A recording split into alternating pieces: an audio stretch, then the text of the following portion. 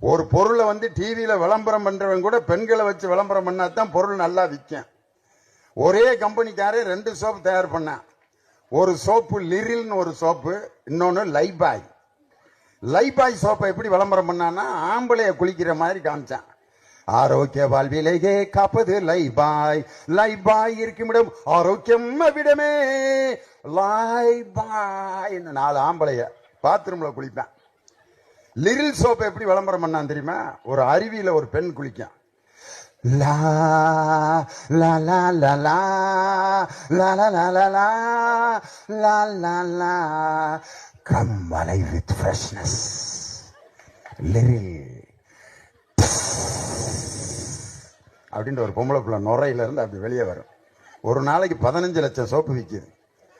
ஆம்பளையில வச்சு விளம்பரம் பண்ண லைபாய் சோப்பை முனியாண்டி விலாசில கை கழுவுற இடத்துல வச்சிருக்கான். குளிக்கிறதுக்கு விளம்பரம் பண்ண சோப்பை. ஒரு பெண் இருந்தால்தான் ஒரு பொருளையே